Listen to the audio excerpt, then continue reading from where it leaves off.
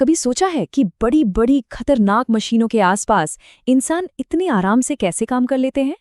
आज हम उन्हीं अनदेखे, उन्हीं इंटेलिजेंट सिस्टम्स की दुनिया में गोता लगाने वाले हैं, जो हर पल हमारी हिफाजत करते हैं। ये वो इंजीनियरिंग है जो दिखती नहीं पर हमेशा मौजूद रहती है। तो चलिए सीधे इस सवाल से शुरू करते हैं। जरा सोचिए, एक 2 टन का रोबोटिक हाथ जो पलक झपकते ही पूरी ताकत से घूमता है। अब सवाल ये है कि इसके ठीक बगल में काम करने वाले इंसान को सुरक्षित कैसे रखा जाए। ये एक बहुत बड़ा चैलेंज है ना? और इसी को सुलझाने के लिए है सेफ्टी इंजीनियरिंग।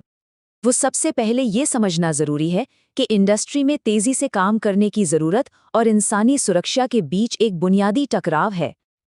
और पता है सबसे दिलचस्प बात क्या है?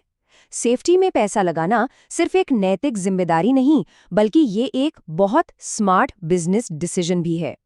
देखिए, एक सेफ्टी सिस्टम लगाने का खर्च किसी दुर्घटना के बाद लगने वाले भारी भरकम जुर्माने, मेडिकल बिल और कंपनी की गिरी हुई साख से कहीं कहीं कम होता है। तो ये सेफ्टी इंजीनियर्स इतने बड़े फैसले लेते कैसे हैं? वो एक खास सिद्धांत को फॉलो करते हैं। चलिए उसे समझते हैं। इसे मशीन सेफ्टी का सुनहरा नियम कह सकते हैं। मतलब आइडिया ये नहीं है कि खतरे से बस बचते रहो, नहीं, आइडिया ये है कि खतरे को डिजाइन से ही गायब कर दो, जड़ से ही खत्म कर दो। आइए इसके अलग अलग लेवल्स को देखते हैं।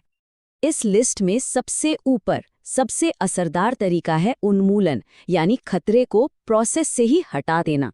अगर कोई खतरनाक हिस्सा होगा ही नहीं तो चोट लगने का सवाल ही पैदा नहीं होता। ये सबसे बेस्ट सोल्यूशन है। अच्छा, अगर हम खतरे को पूरी तरह खत्म नहीं कर सकते तो दूसरा सबसे अच्छा ऑप्शन है प्रतिस्थापन। मतलब किसी ज्यादा खतरनाक चीज को किसी कम खतरनाक चीज से बदल देना। और अब हम आते हैं उस चीज पर जिस पर आज हमारा मेन फोकस है, इंजीनियरिंग कंट्रोल्स। देखिए, ये असली गेम चेंजर हैं। ये असल में फिजिकल चीजें हैं, जैसे कोई दीवार, कोई सेंसर जो अपने आप ऑटोमेटिकली इंसान को खतरे से दूर रखती हैं। मतलब यहाँ टेक्नोलॉजी हमारी रक्षा करती है। इस लेवल पर हम इंसानी बर्ताव पर निर्भर करते हैं, जैसे कि ट्रेनिंग देना या चेतावनी के साइन बोर्ड लगाना। पर ये इंजीनियरिंग कंट्रोल्स जितने भरोसेमंद नहीं होते, क्योंकि इंसान गलतियां कर सकते हैं। और सबसे आखिर में सबसे नीचे आता है PPE, यानी पर्सनल प्रोटेक्टिव इक्विपमेंट। एक बात गांठ बांध लेनी चाहिए कि हेलमेट और ग्लव्स सुरक्षा की पहली नहीं बल्कि आखिरी लाइन है। इनका इस्तेमाल तभी होता है जब ऊपर के सारे उपाय मुमकिन ही ना हो। चलिए अब थियोरी से प्रैक्टिकल पर आते हैं और देखते हैं कि इन इंजीनियरिंग कंट्रोल्स को लागू करने के लिए असल में कौन-कौन से हार्डवेयर इस्तेमाल होते हैं। ये शायद सबसे जरूरी सेफ्टी डिवाइस है, ई-स्टॉप। वो बड़ा सा लाल बटन किसी भी सॉफ्टवेयर से कंट्रोल नहीं होता। ये सीधा सीधा मशीन की पावर काट देता है। इसे दबाने का मतलब है मशीन तुरंत बंद, चाहे कुछ भी हो रहा हो। इसे ऐसे समझिए जैसे हमारे माइक्रोवेव के दरवाजे पर एक सेफ्टी स्विच होता है ना? जब तक दरवाजा ठीक से बंद न हो वो चालू ही नहीं होता। सेफ्टी इंटरलॉक बिल्कुल वही काम करता है। जब तक मशीन का सेफ्टी गेट बंद नहीं है वो चलेगी ही नहीं। सिंपल। ये एक बहुत ही स्मार्ट डिवाइस है। सोचिए, इंफ्रारेड लाइट की एक अनदेखी दीवार। जैसे ही कोई भी चीज, कोई इंसान या कोई वस्तु इस लाइट को काटती है, मशीन को फौरन रुकने का सिग्नल मिल जाता है। ये उन जगहों के लिए परफेक्ट है जहां लोगों को बार बार आना जाना पड़ता है। और ये स्लाइड साफ साफ दिखाती है कि लाइट कर्टन कितना फायदेमंद है। इसके बिना सुरक्षा सिर्फ नियमों पर टिकी है, लेकिन इसके साथ सुरक्षा ऑटोमेटिक हो जाती है। सिस्टम खुद ही सब पर नजर रखता है। अब एक और भी गहरे और इंटेलिजेंट कॉन्सेप्ट को समझते हैं। हम ये कैसे पक्का करें कि ये जो सेफ्टी सिस्टम्स हैं ये खुद कभी फेल नहीं होंगे। ये एक जबरदस्त आइडिया है। फेल सेफ का मतलब है कि अगर सेफ्टी सिस्टम का कोई हिस्सा, मान लीजिए कोई तार, टूट भी जाए तो नतीजा खतरनाक नहीं बल्कि सुरक्षित होना चाहिए।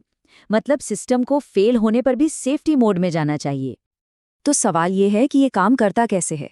इसके पीछे 2 कमाल की तकनीकें हैं। पहला, रिडंडेंसी।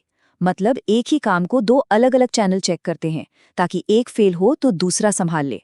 और दूसरा, जो बहुत ही स्मार्ट है, वो है नॉर्मली क्लोज्ड वायरिंग। इसको ऐसे समझिए कि सिस्टम को लगातार एक सिग्नल मिल रहा है कि सब ठीक है, सब ठीक है। जैसे ही कोई तार टूटता है ये सिग्नल मिलना बंद हो जाता है और सिस्टम इस सिग्नल के न मिलने को ही एक इमरजेंसी स्टॉप कमांड मान लेता है। कमाल है ना? मतलब एक खराबी भी सेफ्टी की तरफ ले जाती है। चलिए, अब इन सभी सिद्धांतों और टूल्स को एक साथ एक असली दुनिया के उदाहरण में काम करते हुए देखते हैं। एक फैक्ट्री की कल्पना कीजिए, जहां एक बहुत तेज रोबोट काम कर रहा है। इलाका खुला है और मजदूरों को पास जाना पड़ता है। जाहिर है, यहाँ एक बहुत बड़ी दुर्घटना का खतरा मंडरा रहा है। तो पहला और सबसे जरूरी कदम है एक फिजिकल दीवार खड़ी करना। चारों तरफ एक बाड़ लगा दी जाती है जिसमें इंटरलॉक वाले गेट होते हैं। इससे कोई भी गलती से अंदर नहीं जा सकता। ये एक क्लासिक इंजीनियरिंग कंट्रोल है। इसके बाद उस जगह पर जहां मजदूरों को पैलेट लोड करने के लिए जाना पड़ता है, वहां एक लाइट कर्टन लगाया जाता है। अब जैसे ही कोई अंदर जाता है, रोबोट अपने आप रुक जाता है और जब वो बाहर निकलते हैं तो फिर से काम शुरू कर देता है। और ये स्लाइड सब कुछ साफ कर देती है। इन बदलावों का असर देखिए, वो भी नंबरों में। सेफ्टी सिस्टम लगाने से पहले रिस्क स्कोर था 12, जो कि बहुत ज्यादा है, मतलब हाई रिस्क जोन। लेकिन फेंसिंग और लाइट कर्टेन लगाने के बाद वही रिस्क स्कोर गिरकर सिर्फ 2 पर आ गया। सोचिए, सीधा एक स्वीकार्य स्तर पर। यह दिखाता है कि ये सिस्टम्स कितने पावरफुल हैं।